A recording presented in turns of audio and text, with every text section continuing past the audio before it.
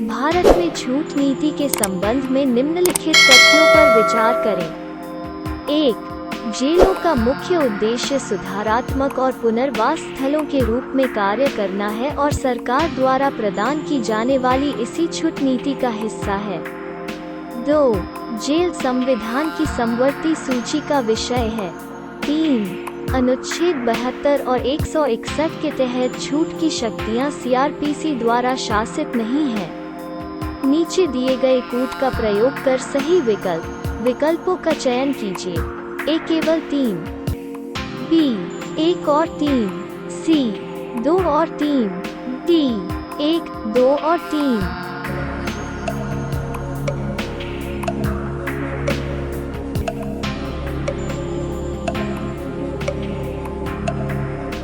उत्तर B. जेलों का मुख्य उद्देश्य सुधारात्मक और पुनर्वास स्थलों के रूप में कार्य करना है और सरकार द्वारा प्रदान की जाने वाली इसी छूट नीति का हिस्सा है। सर्वोच्च न्यायालय ने छूट को कैदी के जीवन के अधिकार के एक अंतर्निहित हिस्से के रूप में मान्यता दी है। लोकप्रिय धारणा के विपरीत छूट एक अधिकार है, किंतु राज्य द्वारा दोषी को दिया गया विशेषाधिकार नहीं है। राज्य सरकारों ने ऐसे व्यवहार गतिविधियों का मानदंड निर्धारित किया है जिसके आधार पर कैदी सजा से छूट के रूप में कुछ दिनों को अर्जित कर सकते हैं, जिसे बाद में उनकी सजा से कम कर लिया जाता है। यह प्रणाली कारागार अधिनियम 1894 में निहित है और विभिन्न राज्यों द्वारा विकसित नियम भी हैं, क्योंकि जेल राज्य सूची का एक विषय है। राज्य सरकारों ने समय से पहले रिहाई के नियम भी विकसित किए हैं, जिनमें संविधान के अनुच्छेद 161 के तहत राज्यपाल की छूट की शक्तियों को प्रभावी करने की शक्ति शामिल है। वे शक्तियां सीआरपीसी द्वारा शासित नहीं हैं और अक्सर सीआरपीसी में न्यूनतम 14 साल की वास्तविक कारावास की आवश्यकता को दरकिनार करने के लिए उपयोग की जाती है। आर्थिक असमानता के संबंध में निम्नलिखित कथनों पर विचार करें और सही कूट संयोजन चुनें। 1. विश्व असमानता रिपोर्ट 2022 में कहा गया है कि 2021 तक भारत के शीर्ष 1% के पास कुल राष्ट्रीय आय का 22% था और शीर्ष 10% के पास आय का 57% हिस्सा था। 2. लेकिन ट्रिकल डाउन इकोनॉमिक्स से कुछ सकारात्मक परिणाम मिले हैं, जबकि इसने असमानता में व्यापक वृद्धि के साथ साथ समावेशी विकास में कमी की है। 1 केवल 1, बी केवल 2, सी 1 और 2, डी कोई नहीं।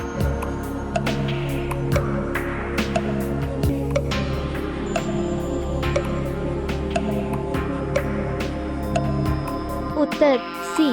विश्व असमानता रिपोर्ट 2022 इसे लुकास चांसल द्वारा संपादित किया गया है, जो वर्ल्ड इनइक्वालिटी लैब के सह निदेशक हैं, और फ्रांसीसी अर्थशास्त्री थॉमस पिकेटी सहित कई विशेषज्ञों द्वारा समन्वित किया गया है।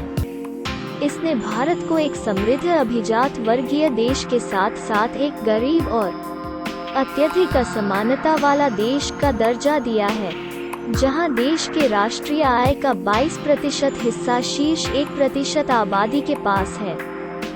वहीं निचली 50% आबादी के पास हिस्सा घटकर मात्र 13% हो गया है।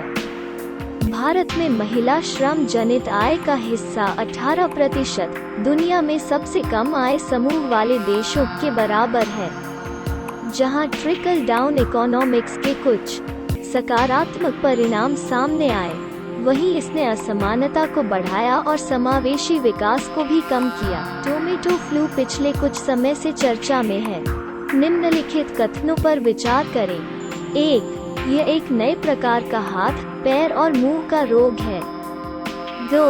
यह एक जीवाणु रोग है और केरल और ओडिशा में इसके मामले पाए गए हैं।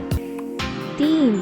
यह रोग मुख्य रूप से वयस्कों में पाया जाता है और बच्चों में यह रोग पाया जाना दुर्लभ है।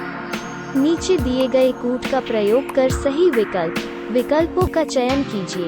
ए केवल 1, बी 1 और 2, सी 1 और 3, डी 1, 2 और 3।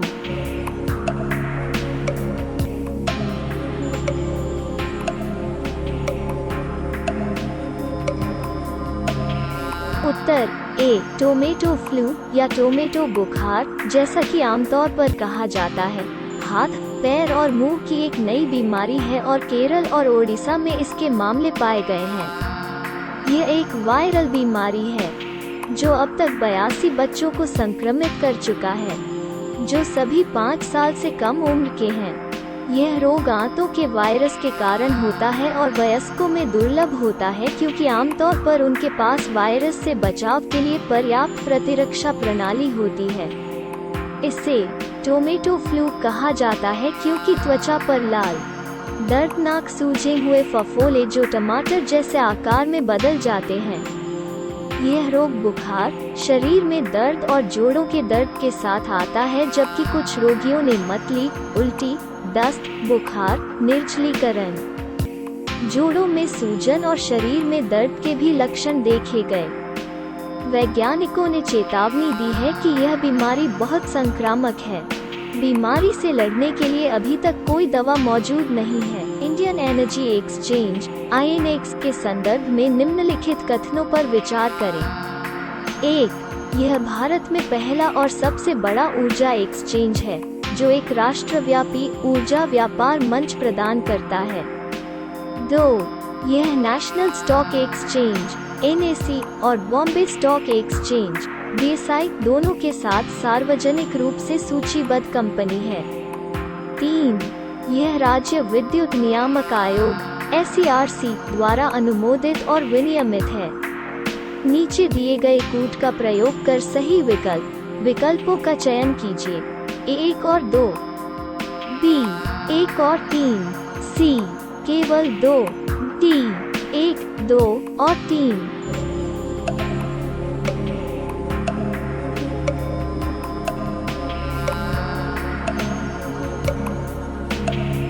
उत्तर ए इंडियन एनर्जी एक्सचेंज भारत का प्रमुख और पहला और सबसे बड़ा ऊर्जा बाजार है, जो बिजली की भौतिक डिलीवरी, अक्षय ऊर्जा प्रमाण पत्र और ऊर्जा बचत प्रमाण पत्र के लिए एक राष्ट्रव्यापी स्वचालित व्यापार मंच प्रदान करता है। अभी हाल ही में IEX ने एक एकीकृत दक्षिण एशियाई बिजली बाजार बनाने के प्रयास में भारत से बाहर अपने बिजली बाजार का विस्तार करते हुए सीमा पार बिजली व्यापार का बीड़ा उठाया है। IEX अत्याधुनिक, सहज और ग्राहक केंद्रित प्रौद्योगिकी द्वारा संचालित है, जो कुशल मूल्य खोज को सक्षम बनाता है और बिजली खरीद की आसानी को सुविधाजनक बनाता है।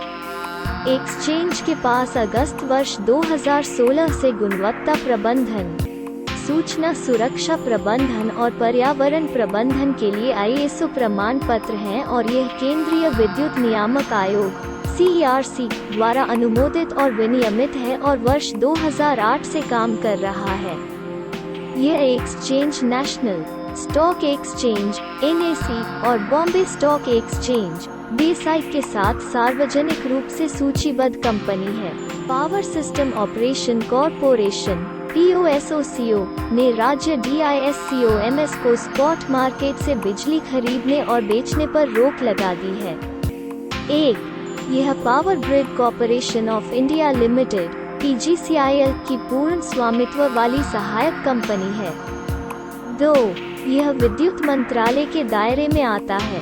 नीचे दिए गए कूट का प्रयोग कर सही विकल्पों का चयन कीजिए।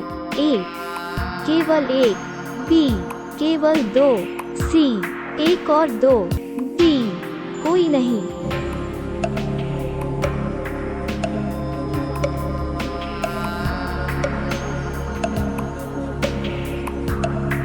उत्तर B power system operation corporation limited (POSOCO) विद्युत मंत्रालय के अधीन भारत सरकार का एक पूर्ण स्वामित्व वाला उद्यम है। यह पहले power grid corporation of India limited (PGCIL) की पूर्ण स्वामित्व वाली सहायक कंपनी थी। इसकी स्थापना वर्ष 2009 में हुई थी। इसका उत्तरदायित्व विश्वसनीय, कुशल और सुरक्षित तरीके से ग्रिड के एकीकृत संचालन को सुनिश्चित करना है। इसमें 5 क्षेत्रीय भार प्रेषण केंद्र और एक राष्ट्रीय भार प्रेषण केंद्र (NLDC) शामिल हैं।